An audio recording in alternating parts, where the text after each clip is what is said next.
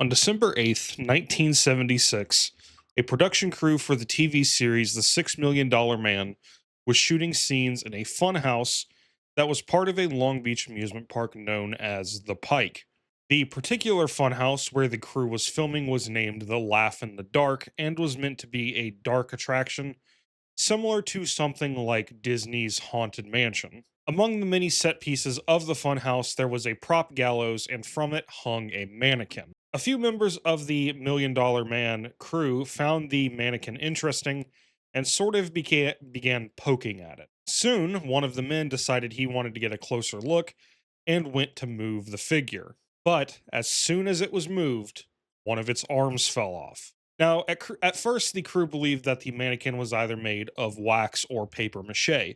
So, when the arm fell off, their curiosity very quickly turned to confusion. And that was because the arm that had fallen off looked a lot different from what they were expecting. Inside the severed limb, there were meat like shreds, and jutting from the arm was a long, solid white piece that appeared to be bone. Fearing what they had just uncovered, the men continued to sort of inspect the mannequin. And to their horror, they spotted something that confirmed their suspicion. Just there, in between the mannequin's legs, there was male genitalia that had been shrunken and mummified. In reality, the mannequin was instead the mummified corpse of a man. Soon after, authorities were called and the corpse was taken to the Los Angeles coroner's office. Roughly a week later, the body was deemed to be that of Elmer McCurdy, an outlaw from Oklahoma who had been killed by lawmen in October 1911. But how did Elmer's mummified body end up in an amusement park halfway across the country nearly 70 years after his death? Also, why was he mummified in the first place? Well, today we're going to answer those very questions and much more as we delve into the life, death, rediscovery, and immortalization of Elmer McCurdy, the mummified outlaw. But real quick before we get into the video, did you know that over 90% of you aren't subscribed to the channel? If you go on to enjoy this video, I'd appreciate if you consider subscribing to the channel. That's one of the best ways to support me and ensures that you never miss a video through my very, very sporadic upload schedule. But with that said, I want to thank you all so much for watching in the first place. And now let's get back to the video. Born on New Year's Day 1880 in the city of Washington, Maine, Elmer McCurdy was the son of a 17-year-old girl named Sadie McCurdy. At the time of Elmer's birth, Sadie was unmarried, and it is unknown who his father truly was. Most likely, however, Elmer's father was a man named Charles Smith, who was Sadie's cousin. Later, I'll explain why this is a most likely situation. But in order to protect both herself and Elmer from the stigma of an illegitimate child, possibly conceived through incest, Sadie asked her brother George and his wife Helen to adopt Elmer and raise him as their son, while Sadie would play the role of his aunt. George and Helen agreed, and for about 10 years, things seemed to be going pretty all right for Elmer. But in 1890, George would pass away from tuberculosis, after which Helen and Sadie would then move with Elmer to Bangor, Maine. Soon after the move, Sadie finally told him about his true parentage. This revelation broke Elmer in a way that he would never recover from. Being around 15 at the time, Elmer sort of began to view his entire life as a lie and became very rebellious. He also began drinking heavily, which also was probably part of that newfound rebellious nature. And Elmer's early penchant for drinking would be a struggle that would follow him through the rest of his life. A couple of years later, Elmer's drinking would land him in trouble following a drunken bar fight. Elmer was arrested for this, but was never formally charged for the altercation. After this, he was forced to move out of his mother's house and made to go live with his grandfather, Hardin McCurdy. But luckily for Elmer, Hardin was able to help him receive an apprenticeship as a plumber, and Elmer was said to have been very skilled as a plumber and would have made more than enough to live comfortably. So, by the late 1890s, Elmer was doing pretty well. Well, he was doing pretty well besides his ongoing alcohol dependency. But around the turn of the century, a global recession led to many people losing their jobs. Unfortunately, both Elmer and Sadie were victims of this, and likely intensified by losing her job and the possible perceived guilt of the past. Sadie would die in August 1900 from a ruptured ulcer. The following month, Hardin would then pass away from kidney disease. Following the deaths of both Sadie and Hardin and the loss of his own job, Elmer left Maine and began traveling along the East Coast, sort of picking up odd jobs along the way. Now, most of these jobs were sort of like small time gigs, but there were at least a few he got that could have provided a steadier line of employment. But in almost all of those cases where Elmer had these opportunities, his drinking would undermine any chance of stability. But I want you to keep in mind that I did say almost all of these opportunities were undone this way. You have to know that by the early 1900s, work was actually pretty scarce in many eastern cities of the US because of the boom of automation and industrialism. So, Elmer, like so many other Americans of the time, decided to hop on a train and head west to search for new opportunities. In 1903, McCurdy arrived in Iola, Kansas. And, real quick, despite what you may read online or speculate as we continue, you do need to understand that by the time of Elmer's arrival, the Wild West was no longer wild. The West had been mostly tamed, and many Western cities, including Iola, were desperately attempting to separate themselves from their outlaw past. And in that same vein, speaking of outlaws, by the early 1900s, many of the famous gunslingers and outlaws of history were dead, retired, or in prison. And like I said, Iola was one of those towns that was making large strides in effort to modernize itself. Because of this, jobs were quite abundant in the city, and Elmer quickly found work as a plumber. Or should I say, Frank Curtis had begun working in Iola. Yeah, so following his arrival, McCurdy began using an alias. And much like his drinking, this would be something he'd continuously do until the day he died. Within just a few months, Curtis was actually pretty well known in the community. He was described as a hardworking, community driven individual who, in his spare time, volunteered at a local fire department. And also wasn't uncommon to see him at a town meeting. Despite all of this praise, Curtis's boss and coworkers had noticed something a little bit off about him. See, every day, either after work or on his days off, Curtis could be found at the local bar drinking like there was no tomorrow. For the most part, everyone just kind of looked past this, and Curtis continued his work up until 1905. That was because one night Curtis was drinking with one of his buddies from work. In a drunken stupor, Curtis let slip that his real name was Elmer McCurdy. Also, for some reason, McCurdy told his coworker that he'd killed a man during a bar fight in another state. Now, more than likely, Elmer was referring to his bar fight back in Maine and probably just drunkenly claimed to have killed the other guy just as a way to sort of talk a big game and seem impressive. His coworker, however, was not impressed and very quickly told their boss about McCurdy's alias and possible claim of murder. When his boss questioned him, Elmer did admit that Frank Curtis was an alias, but vehemently denied killing anyone. With this new information, in addition to his alcohol abuse, McCurdy was fired soon after. Following this, Elmer made his way to Missouri where he found to work as a zinc miner. He'd spend roughly 2 years in this position before quitting in 1907 to enlist in the U.S. Army. But during those 2 years in the mine, Elmer developed silicosis, which causes shortness of breath, coughing, and irritated lungs. Most importantly for our story, though, the development of silicosis makes the victim more susceptible to tuberculosis, So just keep that in mind for later. After his enlistment in the Army, Elmer was stationed at Fort Leavenworth in Kansas.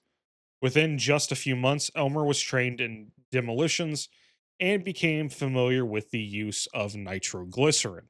Now, dynamite is probably the more Wild West type explosive people are familiar with, and dynamite was made by adding some sort of stabilizing agent to nitroglycerin, which would make it safe, or I guess as safe as dynamite can be. But what Elmer was working with was raw nitroglycerin, which is notoriously volatile and unpredictable.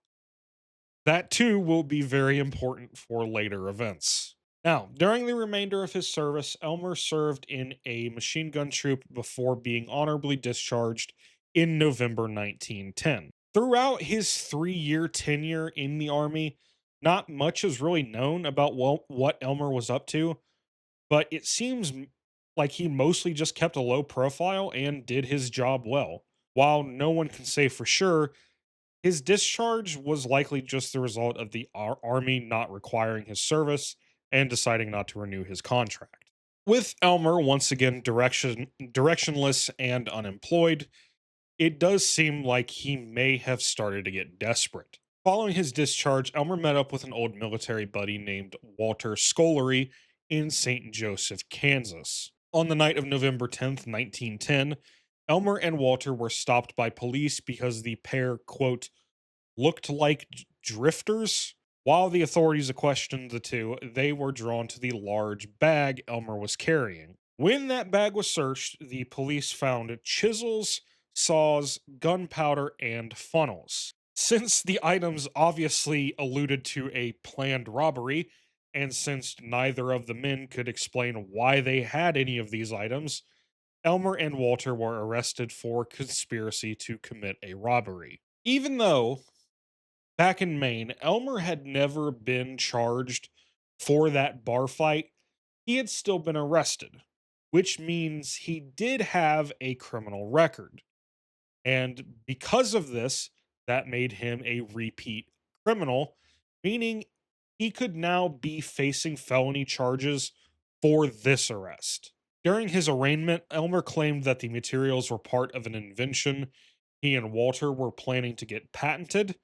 According to him, the invention was a sort of pedal mechanism that could be used to fire a mounted machine gun.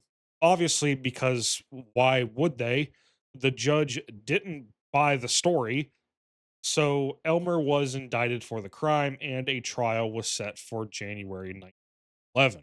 While awaiting trial, Elmer was sent to Buchanan County Jail. There, he met and befriended an inmate named Walter Jarrett.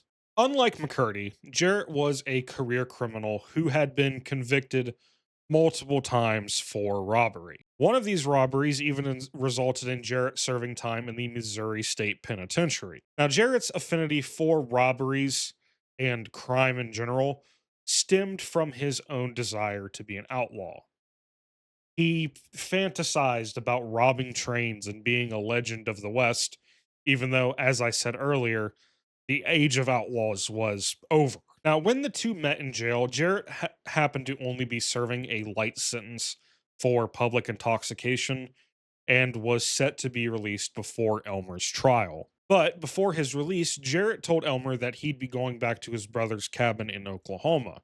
And given McCurdy's alleged skills with explosives, Jarrett told McCurdy to find him when he gets out so the two could make some real money together. Then, on January 30th, 1911, Elmer stood trial. Before the trial, he requested that some of his former squad mates from Fort Leavenworth come forward to testify about his character, and all of his squad mates attested to his reputation and described him as an outstanding soldier. Their testimony, combined with Elmer's clean military record and the prosecution's inability to prove that the materials in question were truly intended for a robbery, led to a not guilty verdict. And obviously, seeing where this video will go later, you will know that he absolutely was planning to rob it. But we carry on. Following his release, Elmer made his way south into Oklahoma before arriving at the Jarrett's cabin in Lenape. Similar to Walter, the other Jarrett brothers had outlaw delusions of grandeur. And at first, Walter's brothers weren't very keen on letting an outsider into their group. But they did become convinced when Walter described Elmer as an explosive expert who would be very useful. Keep that in mind over these next couple sections. Shortly after Elmer joined the gang, he and a pair of the Jarrett boys robbed a general store near the cabin. While they did take some money, the trio primarily targeted the store's ammunition and tools. This was because the store robbery was in preparation for a much more ambitious score, a safe aboard the Iron Mountain Line Railroad. Just before midnight in one of the early days of March 1911, Iron Mountain Train number 104 made an unscheduled stop in Lenape. Shortly after the stop, the train was fired on by numerous members of the Jarrett boys and McCurdy. McCurdy and a couple of the others then boarded the train, demanding the conductor open the door to the safe car. After the safe car was opened, McCurdy placed nitroglycerin on the door of the safe inside. When it blew, the safe was still tightly shut, so he set another, but still, it wouldn't open. By the third attempt, the safe still wasn't open, but the repeated blasts had blown one side of the train car completely open. All of this led to a 2-hour event, whereas these styles of train robberies were usually very quick, smash and grab style affairs. So, to avoid dragging it out any further, Elmer placed a much larger fourth explosive on the safe. And this one did finally blow the safe open. However, the fourth blast was too powerful. The heat from the blast and the 3 that he had set off before had melted nearly all of the silver coins inside of the safe. Most of the coins, which valued around $4,000 total or 135 grand today, were fused to the inside of the safe door. Realizing the robbery had dragged on way too long and their getaway was now ready, McCurdy and the others picked up any coins they found that weren't, stuck in the door or any other part of the safe. They also relieved passengers of any of their valuables before fleeing the scene. In total, it's estimated that the group made off with no more than $500 or $17,000 today. By the next day, news of the failed robbery aboard the train was heavily reported in both Oklahoma and Missouri newspapers. After a few weeks of lying low, McCurdy, Walter Jarrett, and the other members of the Iron Mountain heist arrived in Coffeyville, Kansas. After splitting up the disappointingly low score, at least 4 members of the group were involved in a drunken knife fight with each other. On one side was McCurdy and Walter Jarrett, and on the other were Lee and Albert Jarrett. While unknown, the most likely reason for the fight was due to Walter sticking up for Elmer, who he was still very close to and protective of.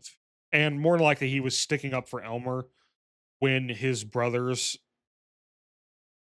would have tried to attempt to blame the botched robbery on him, which, I mean, to be fair, it kind of was his fault, but Now, the fight ended up leaving Elmer with a large gash on his arm and Jarrett with a large slash across his face. After the fight, the gang pretty much disowned Elmer and Walter, and the remaining members returned to the Jarrett's cabin. Now, back on the morning after the Iron Mountain robbery, authorities quickly mobilized to find the culprits. Now, the authorities knew Walter Jarrett had been recently released from jail and had been seen in Lenape before the robbery, so authorities immediately went to search the Jarrett cabin. During the search, they found enough evidence to place the men at the scene of the general store robbery they'd used to prepare for the train job. And also, at the time, every Jarrett brother that was at the cabin at the time was immediately arrested. After a few more days of investigation, authorities would discover explosives and ammunition in the cabin, that matched the alleged equipment used in the robbery. Also, the investigators discovered McCurdy's release papers in the gang's personal effects. That's how we know McCurdy was involved in this and was with the Jarretts. So, after riding together for another week or so, Elmer and Walter, who were now both at large, decided to part ways. Walter decided to flee to Missouri, but authorities captured him soon after. He would stand trial in January 1912 for the train robbery and was found guilty. For the crime, he was sentenced to 25 years of labor, but the day after his sentence began, Walter would escape the prison along with four other prisoners. He would then lie low until December 1912 when he held up a bank in Prue, Oklahoma. Now, the stick up was successful, but the horse Walter rode to the bank with was one he had stolen beforehand. So, following the robbery, the man who owned the horse that he stole tracked down Walter and then shot and killed him. McCurdy, on the other hand, traveled south into Oklahoma and arrived in Pawhuska, Oklahoma in September 1911. Now, Pawhuska is located in the very center of the Osage Reservation, and I hope I'm pronouncing these names right. I put like the little phonetic symbols in my outline so I could try to pronounce these correctly. I'm sorry if they're still not right. By the time of McCurdy's arrival, Pawhuska was undergoing a major transition due to some intelligent negotiating with the US government by the Osage people and the discovery of oil on their lands, both of which made the Osage Nation very wealthy. Well, I'm going to look it up real quick just to make sure. I remember to put the phonetic sound in for Pawhuska, but not for what I'm about to say. Okay, so it's not pronounced Osage, it's pronounced Osage. That one actually looks like how it's spelled. Well, now we know. So, with the intelligent negotiating and discovering oil on their lands, the Osage people were made very wealthy. In a reverse of the usual Native and white American dynamic of the time, white people were looked down upon and forced to work more God, I am just a mess right now. In a reverse of the usual Native American and white American dynamic of the time, white people were looked down upon and forced to work more laborious jobs. There we go. Got that one done. And this was while the Osage people lived lavishly within the nation. McCurdy, now living under the name Charles Davis, and that's the reason right there. Give me a second. But now living under the name Charles Davis, he likely picked up odd jobs like paving the roadways the Osage were implementing or working as part of an oil drilling crew. Now, remember earlier I said his father was likely a man named Charles Davis, who was Sadie's cousin. That's why, because he ended up using the name Charles Davis as an alias multiple times. So, yeah, I think that's most likely the case with him. Now, while working one of these jobs, McCurdy met two men named Amos Hayes and Elijah Higgins, and the men soon enlisted McCurdy into their grand plan to get even with the Osage people for holding white folks like them down. To do this, Hayes and Higgins wanted to hit a payment train that they knew passed through the reservation every quarter. In a bid to see if McCurdy was up for the job, Higgins and Hayes brought him along on a bank robbery in late September 1911. The target was the Citizens Bank in Chautauqua, Kansas. Again, I did put the phonetic sounds for that one, so hopefully we're doing good. After midnight, the trio snuck around to the rear exterior of the bank, and with Higgins as lookout, Hayes and McCurdy began picking away at the brick wall. It would take 2 hours for the pair to break through and make a sizable enough hole to enter the bank. Once inside, McCurdy placed nitroglycerin around the door of the vault. And similar to the Iron Mountain job, McCurdy overdid it, and the explosion blew this massive safe door completely off of its hinges, which sent it flying outwards into the bank and destroying everything inside of this bank. But despite how loud this would have been, no one in the town ever reported hearing anything that night. Now, with them inside the vault, McCurdy and Hayes found that the safe they were specifically searching for did he was completely unfazed by the blast. So McCurdy began placing another charge on it. Now, before he could blow this one up to high heavens, for some reason, this charge was never set off, and the trio only made off with about $150 or $5,000 today in coins that were just lying around the bank.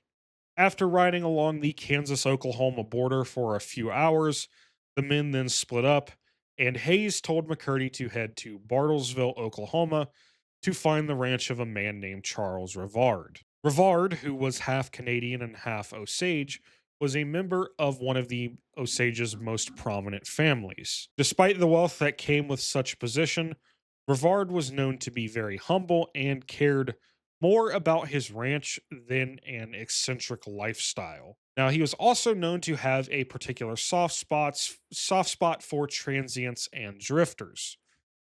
So when McCurdy, now using the alias Frank Amos, arrived at the ranch the morning after the bank robbery and asked for help, Rivard told him that he could sleep in the top of the hay shed.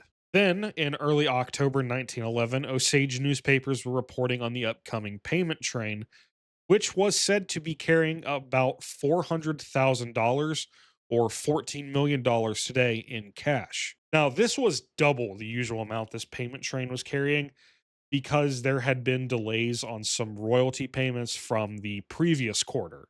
That delay in royalties is why this was such big news in the papers. This information, because it was so widely publicized, would have also been known by McCurdy, Hayes, and Higgins, who were busy planning on how to hit the train. What that plan was, and whether or not Hayes and Higgins even believed McCurdy was fit for the job, has been lost to time. Regarding the latter point, even if McCurdy wasn't the best choice for the job, Hayes and Higgins likely just they just knew they could not pass up the opportunity to hit a payment train that's carrying double the usual amount. So, around 1 a.m. on October 4th, 1911, the day the payment train was set to arrive, McCurdy, Hayes, and Higgins stopped Katy train number 29 in between Okessa and Pawhuska.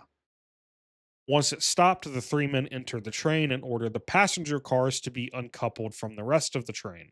After that, one of the men had the engineer drive a mile down the tracks, leaving the passenger cars behind. When they were far enough away, one of the men forced a crew member into the express car, which was where the safe was located. Or should I say, that's where the safe should have been located. Because you see, there was no safe on this train because Katy train number 29 was not the payment train. That train was still a few hours away. Now, realizing they had robbed the wrong train, the men scrounged for whatever they could find, and what they eventually made off with was 2 jars of whiskey, a coat, a revolver, a watch from the conductor, and $46 or 1500 today. Following the robbery, the trio split up again with Hayes and Higgins heading north and McCurdy riding back to Rivard's ranch. Within hours of the robbery, a posse had been formed to track down the bandits. In the following days, the robbery would be dubbed one of the smallest in the history of train robberies. And ironically, if the men had succeeded in robbing the right train, it would have been one of the largest in the history of train robberies. On October 6th, 2 days after the robbery, Dave Sears, a local who may have possibly been complicit in the robbery, gave a posse McCurdy's name and location and a possible bid to cover himself.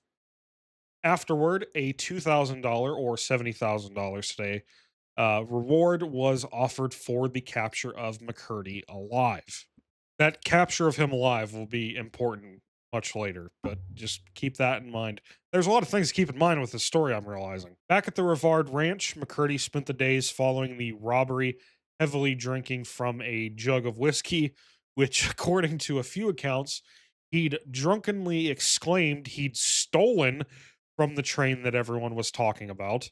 Despite not knowing or having no way of knowing that his identity had been revealed and about the reward for his capture, McCurdy did seem to know someone would be coming after him because every night he would take a shotgun and, of course, his jar of whiskey up to his makeshift loft in the hayshed. And he was right in this belief because on the morning of October 7th, a small posse tracked him down and called for him to surrender. Now, there are multiple versions of what happened next, but what I'm about to tell you is the most likely string of events. So, McCurdy, who was obviously hungover, yelled insults at the posse and refused to come from the loft. Charles Rivard, at the request of the lawman, tried multiple times to compel McCurdy to give himself up, but McCurdy always declined. So, for roughly an hour, McCurdy continued to throw insults at the lawman. Then a shot was fired from the hayshed that nearly hit one of the lawmen. Now, all in cover, several additional shots were then fired at the lawmen. So they in turn returned fire in a standoff that lasted roughly an hour before the hayshed finally went quiet. After carefully approaching, the posse found Elmer McCurdy dead in the loft of the hayshed, having been killed while he was lying down by a single gunshot. Once the dust settled, McCurdy's body was loaded into a wagon and sent off to Pahuska. Later that day, McCurdy's corpse arrived at a funeral home owned by a man named Joseph Johnson. I swear to God, my mouth my mouth moves faster than my brain sometimes. As Johnson performed an autopsy and prepared the body for burial, authorities went to work trying to confirm the dead bandit was McCurdy. Through the autopsy, Johnson removed the bullet that had killed him and discovered that at the time of his death, McCurdy was ill with tuberculosis. The following day, October 8th, Pahuska authorities positively identified the body as McCurdy. By the time of his death, McCurdy had no immediate family to claim his body. Because of this, Charles Rivard was deemed his closest next of kin, but because of McCurdy's criminal status and because there was a shootout that led to his death, the body was forfeited to the posse that killed him. Now, obviously, none of them wanted to claim the body and deal with the funeral arrangements, so they just left and forfeited the body back to Joseph Johnson. Due to Oklahoma laws at the time, Johnson was then required to see to and pay for the burial of McCurdy's body. On top of this, McCurdy's body going unclaimed meant Johnson wouldn't even get paid for performing the autopsy or preparing the body for burial. So, hoping that someone may eventually claim the body, Johnson embalmed it with a large amount of arsenic preservative to slow its decomposition, all while refusing to bury or surrender the body until he was paid for his services. But by doing this, Johnson was committing both a state and federal crime by holding a cadaver hostage in response to a debt owed. But no one seemed to care because McCurdy was seen as a criminal. Not only was he a criminal, but he was also seen as an outlaw, a bandit of a bygone era. In the weeks following his death, the Pahuska press exaggerated the story and made claims that McCurdy was a career criminal and a leader of a notorious gang that was responsible for all of the old fashioned outlaw crimes that had occurred over the past few years. This was, of course, despite the fact that McCurdy was by no means a successful outlaw, and his crime spree really only lasted about 10 months. The buzz surrounding McCurdy's alleged exploits and the continued infatuation people had with the Wild West era put Joseph Johnson in a very strange and possibly profitable position. After embalming the body, Johnson set McCurdy's body in a casket and propped it up in the corner of his funeral home. In the weeks following the shootout and the stories in the papers, many would come to the Johnson funeral home just to see McCurdy. Within just a few months, it's rumored that the body had been viewed by thousands of people, including people who traveled from outside Oklahoma. Locally, McCurdy became known as the balmed in I'm going to tweak. Locally, McCurdy became known as the embalmed bandit and continuously attracted viewers. About 6 months after McCurdy's death, the arsenic embalming solution began mummifying the body. This made the body incredibly stiff, which led Johnson to discover that the body could stand freely on its own. And this is the exact moment where McCurdy's body became more of a prop than an actual corpse. Case in point, upon discovering that the body could stand, Johnson just picked it up, moved it to another room, and began charging people a nickel or $2 today for people wanting to see the corpse. For 5 years, McCurdy's body stayed in the Johnson Funeral Home and became a local celebrity and attraction for Pahuska. Because of this, Johnson had been approached by multiple carnies and showmen wanting to buy the body, but he always refused. According to a few reports, Johnson refused to sell the body because he was still hopeful someone would claim it. Now, I think that's just a straight up lie because the body made him quite a bit of money, which would have been more than enough to recoup his original losses. Also, just on top of being profitable, McCurdy's corpse was essentially just free advertising for the funeral home. But on October 6, 1916, Johnson was contacted by a man named Aver who claimed that he was the long lost brother of McCurdy and would be arriving the next day to pick up the body. When he arrived in Pahuska, Aver was accompanied by another man, Wayne, who also claimed to be McCurdy's brother. The two men were then questioned by the sheriff and whether the pair spun a very convincing story or just, bribed the sheriff is unknown, but the pair were permitted by the sheriff to take the body. It could also be that the sheriff just didn't care what happened to the corpse. Either which way, Johnson was now ordered to relinquish the cadaver, so he loaded a casket with the body inside into Aver and Wayne's wagon, which was then loaded into a train to begin its long journey to California. However, at the train's first scheduled stop in Arkansas City that night, the body was unloaded.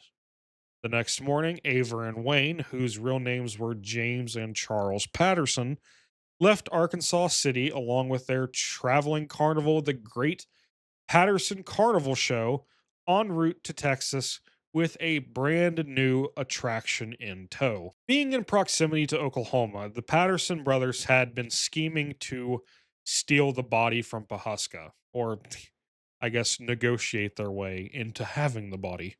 Set to be part of their human curiosities attractions, which were still very popular at the time, McCurdy was dubbed the outlaw who would never be captured alive. For the next 6 years, McCurdy's corpse made its way back and forth across the United States. Then, in 1922, the Pattersons sold the corpse to a man in Washington state named Luis Sonny to pay off a loan. Sonny, who was a retired police officer, had begun his own sideshow business the year prior.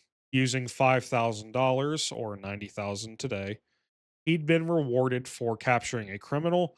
Sonny opened the Louis Sonny Wax Museum of Crime. As the name suggests, Sonny's show was full of wax figures of infamous criminals and outlaws. But McCurdy awarded a unique opportunity for Sonny where he could now display a real dead outlaw. So, Sonny placed the body in a casket and dubbed it the Oklahoma Outlaw. And following a trend that started immediately after his death, Sonny would exaggerate the crimes McCurdy committed and proclaim that he was a vicious killer who fought until his very last breath. Due to the sort of inherent morbid curiosity most people have, McCurdy's body was far and away the most popular and profitable part of Sonny's show.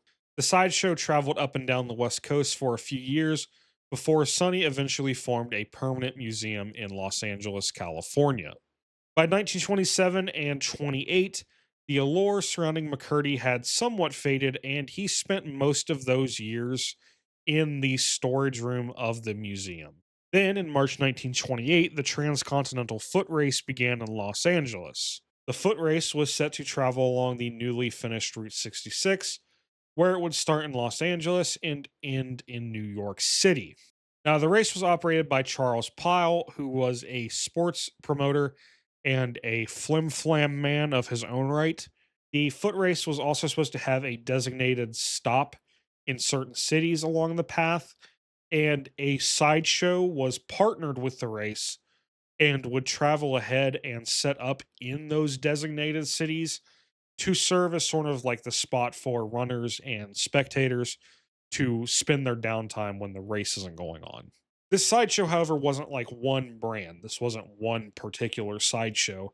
It was sort of like this amalgamation of exhibits and curiosities from multiple carnivals. And one of those exhibits happened to be the body of McCurdy. To drum up business, Lewis had sent his son, Edward, with McCurdy's corpse to participate in the carnival. McCurdy's body was dressed in more outlaw attire and once again propped up in a coffin. The corpse, as you could probably expect at this point, because it seems to always be, was one of the carnival's most popular exhibits. But when the race passed through Oklahoma, Edward never displayed McCurdy because he most likely feared that someone may recognize the corpse. This was probably a really good idea because the race did happen to pass both Lenape and Bartlesville. And after the race ended, Edward and McCurdy returned to California. By the 1930s, Sonny's museum was in decline, so he began branching out into different media. Sonny became interested in the rising exploitation film genre, so he met and collaborated with a well known director named Dwayne Esper. I say well known director, I mean well known exploitation film director. In 1933, Sonny lent Esper the body of McCurdy to use in advertising for Esper's upcoming drug exploitation film titled Narcotic. Esper then dragged McCurdy, who was fully mummified by this point, along to different theaters to sit in the lobby of the theater where Narcotic would be shown. And the reason he did this because instead of telling the true story of McCurdy, Esper claimed that the body was that of a dope fiend.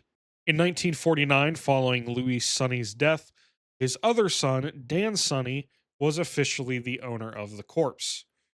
Not really wanting anything to do with it, Dan placed the corpse in a storage facility in Los Angeles where it would just sit and collect dust for the next 2 decades. In 1966, Dan lent McCurdy's body to yet another exploitation filmmaker named David Friedman. McCurdy's body was actually supposed to appear as a sort of ghoulish figure in Friedman's 1967 movie titled She Freak, but the scene with his corpse was ultimately cut from the film. In 1968, Dan Sonny sold the remaining wax figures and McCurdy to two men named Don Crysdale and Ed Learsh. Crysdale and Learsh were partners who worked in the wax museum business, and they were also associates of Spooner Singh, who was the founder of the Hollywood Wax Museum. Now, when they acquired all of these figures, it seems that they did not know that McCurdy was actually a corpse and not a wax figure. So they decided the figure was too gross to display.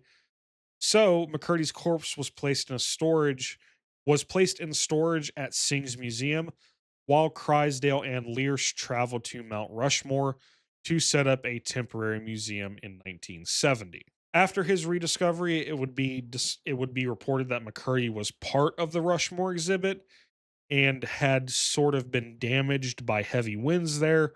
But this is actually false, and Crysdale himself would later confirm so. In late 1971, Crysdale and Learsh, following a string of failures, took on a year-long lease at the Pike in Long Beach, California, to set up a haunted house-style wax museum. With McCurdy once again in tow, the two decided the disheveled wax figure could now be of some use. So, Crysdale rigged up a mechanism where McCurdy, once again placed in a coffin, would begin twitching. Now dubbed the 1,000-year-old man, McCurdy sat in this coffin for an entire year before the museum was closed due to Learsh and Crysdale failing to cover their lease.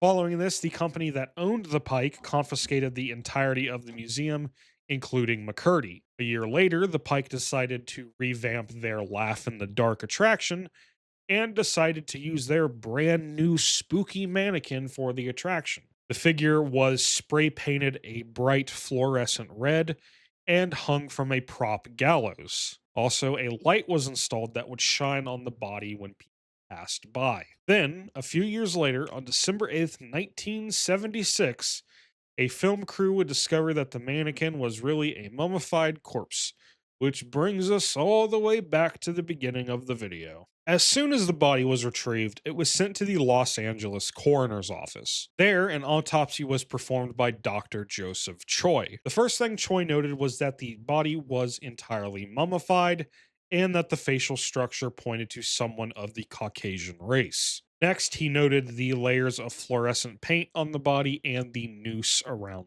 the neck. The noose, which was clearly a prop for the attraction, was quickly ruled out as the cause of death. The first big break in the autopsy came from the discovery of a Y-shaped incision on the torso, which indicated that the body had already been autopsied before. And as the autopsy continued, more and more people gathered to watch what Choi was doing and to, sort of just see the mummy that was now in the office. I mean, how many people can say they're doing an autopsy on a mummy, especially on a random day in California?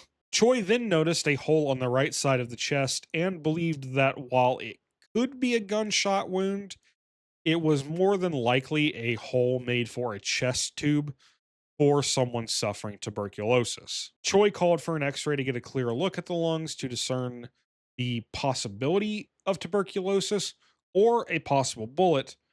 But when the results came back, the body showed up on the x ray film as completely white. This meant that the body was full of some kind of radio opaque substance, and Choi suspected that material was arsenic, which began being used as an embalming fluid during and after the Civil War. Next, Choi would have to open the body to investigate further.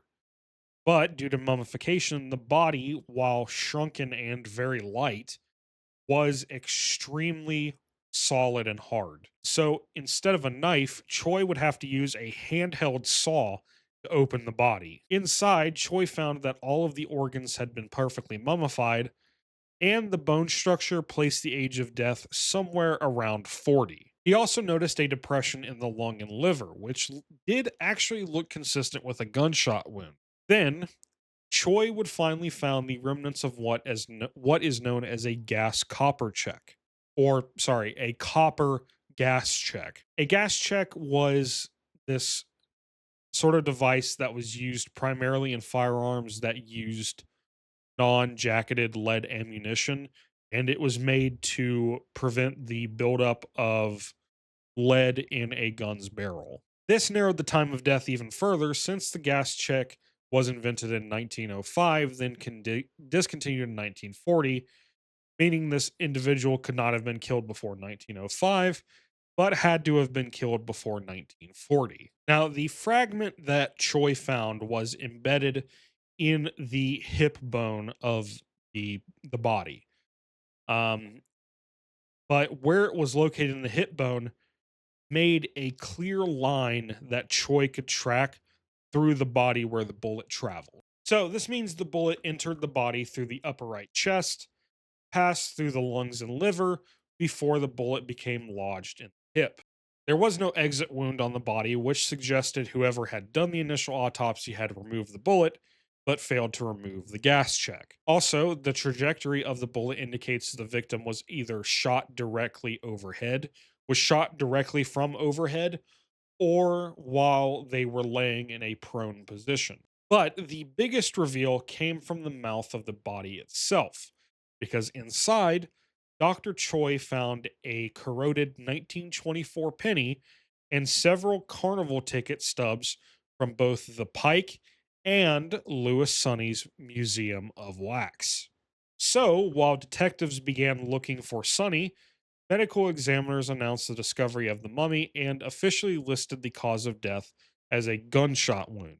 Examiners put out a request for anyone with further information to come forward and get a positive ID on the corpse. As soon as this announcement was made, news outlets like The Independent and the New York Times pounced on the story. And within just a few days of the announcement, some news outlets theorized the mummy may be that of an Oklahoman outlaw known as Elmer McCurdy. And the LA coroner's office did acknowledge these claims, but they also said there was no proof. But to the press's credit, Dan Sonny would come forward and claim the body was that of McCurdy's. But that still wasn't enough for the chief medical examiner, Dr. Thomas Noguchi. And real quick, I want to mention that Dr. Noguchi is in all likelihood one of the most famous coroners in America. He'd performed many high profile celebrity autopsies during his tenure, including those of Marilyn Monroe and Robert F. Kennedy. I just want to get that out because when I was reading this story, I really didn't know who Thomas Noguchi was. And then I just so happened to look up his name and it was like, oh, yeah, he's done like these super famous people's autopsies. So, yeah, that's who we're dealing with here. Since it was obvious now that the body had been paraded in the carnival circuit and defiled to the highest order, Noguchi wanted two things. One, he wanted an undeniable positive ID of the body, and two, a proper, respectful burial. Regarding the latter of those two, by December 1976, the office had received several offers from local funeral homes volunteering to bury the body free of charge. Also, a few still active carnivals put out offers for the body, and one museum wanted McCurdy to serve as a permanent exhibit.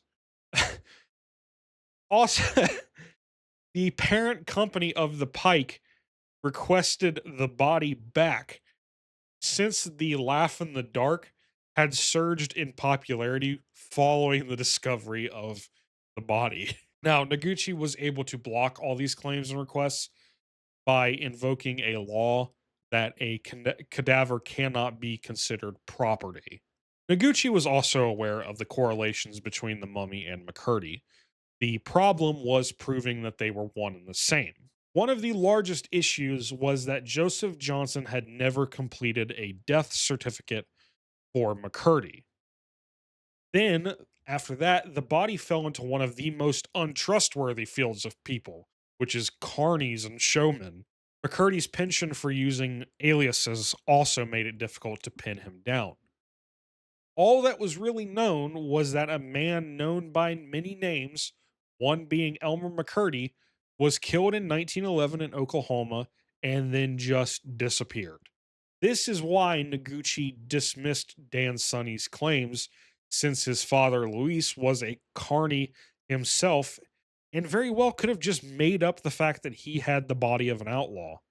Then, in April 1977, Noguchi was contacted by a man named Fred Olds, who claimed that he could prove the mummy was McCurdy and would give him a proper burial. Now, Olds was a member of a group known as the Indian Territory Posse of Oklahoma Westerns, who were a group of self proclaimed Western enthusiasts. The group was located in Guthrie, Oklahoma, which was in a bit of a rough spot by 1977. While Olds and his group were adamant on positively identifying McCurdy and giving him a respectful burial, they did have an ulterior, while not entirely malicious motive. Olds and many members of the Oklahoma Westerns group were also responsible for a large amount of Guthrie's tourism. And to them, McCurdy was the perfect candidate. He could satisfy those interested in the Old West, but also attract people from outside Guthrie. But this time, he wouldn't be really like an attraction. He wouldn't be like a sideshow prop. like the 1,000-year-old man or the outlaw who refused to surrender. He would just be Elmer McCurdy, but Olds needed to prove it was him. Roughly a week after contacting the office, Olds arrived in LA. After meeting with Noguchi and discussing the stipulations to take the body, Olds contacted a man named Clyde Snow back in Oklahoma. Snow was a forensic anthropologist and took a very immediate interest in the case and quickly flew out to LA. Olds also contacted numerous people from Oklahoma's Historical Society and asked them to track down any information on McCurdy that could link him and the mummy together. When Snow arrived the next day, he suggested using superimposition to determine whether the skull in the mummy matched the frame and structure of McCurdy's head in the photographs taken at the time of his death. This would be done by placing the X ray image of the mummy's skull over an image of McCurdy's head. When this was done, both Noguchi and Snow determined that it was a perfect match. The Historical Society was also able to dig up the information about the slash McCurdy had suffered during the knife fight in Coffeyville following the Iron Mountain train job. And sure enough, the mummy had a scar that was consistent with such an injury. These findings, in addition to the fact that McCurdy fell perfectly within Choi's suspected age at the time of death, were more than enough to prove that this was indeed Elmer McCurdy. The following day, Noguchi, Olds, and Snow confirmed during a press conference that the mummy was Elmer McCurdy. Noguchi announced that he would be relinquishing the body to Olds, who would then be responsible for shipping and burying McCurdy. Now, for some reason during the conference, Noguchi insinuated that the story of McCurdy's death could have been exaggerated or outright fabricated. This was because during Choi's autopsy, it was discovered that in addition to tuberculosis, McCurdy was also ill with pneumonia and a parasitic infection at the time of his death.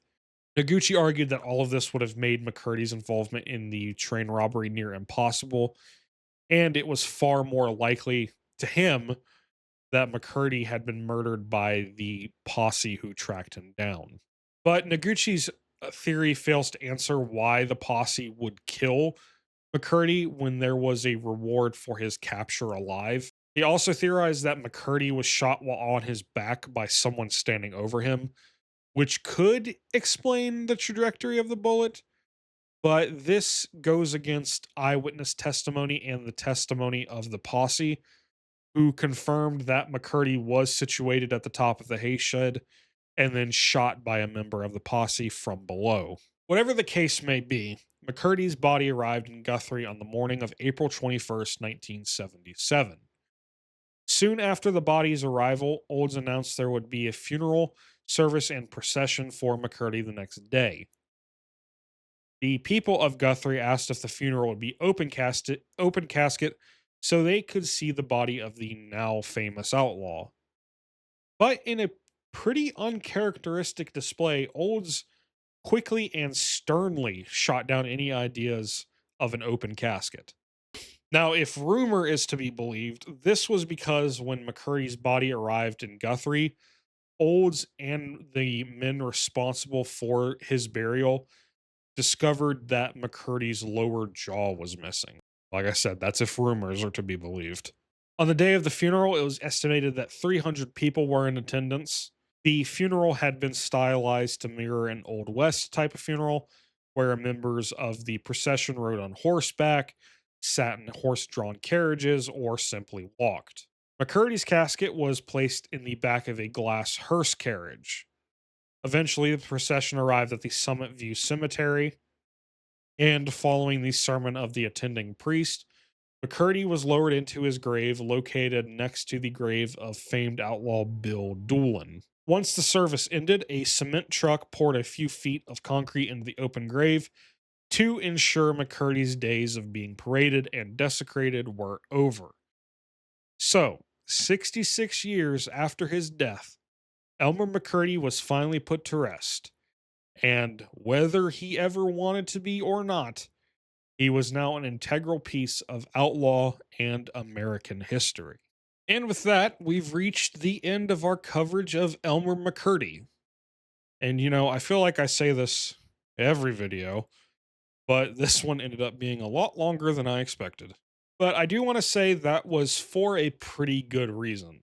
You see, when I first started working on the outline for this video, I was getting a lot of my information from online articles, but in the multiple articles I was using, I was getting a lot of conflicting information. But in the articles, I noticed they all listed their main source as a book titled Elmer McCurdy: The Misadventures in Life and Afterlife of an American Outlaw by Mark Svinfold. So I decided to just go directly to the source. And I am very glad I did. On top of serving as my main source for this video, this is also just a very good book. And while, I chose personally just to focus on the McCurdy story, the book also offers unique perspectives and information on things like the Wild West in general, the sideshow industry, and just the haphazard nature of this whole story.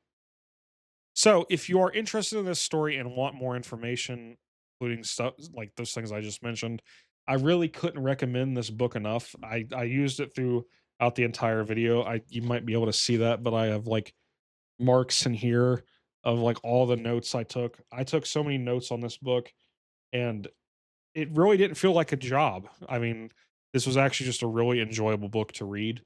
Um, and a fun, I don't want to say fun, but interesting story to read about. In terms of anything else to add to the story, I really only have one additional thing to talk about, and that is that in 2024, a Broadway play titled Dead Outlaw premiered, which is a musical dark comedy retelling of the McCurdy story. And from the reviews I read online, it was apparently good, but I wouldn't know. And the production closed sometime last summer. As for my personal feelings about the story, I do have to say that this one was pretty depressing. This is a story I'd first heard about from my uncle, and I talked to him about over the years. And since I started this channel, this was always a topic that has kind of lingered as something that I'm going to eventually talk about. Um, and obviously, in that time, I knew the macabre nature of the events, but it's a story that seems so ridiculous that I had always sort of assumed that there had to be some underlying humor in it. But as I worked on this, it seemed more and more like, to me at least, it seemed more and more like McCurdy was just a victim of circumstance. Yes, he was still a criminal, but to me at least, it feels like he became one out of necessity or a feeling that there was nothing else from him. From a young age, he had been betrayed by those he trusted most.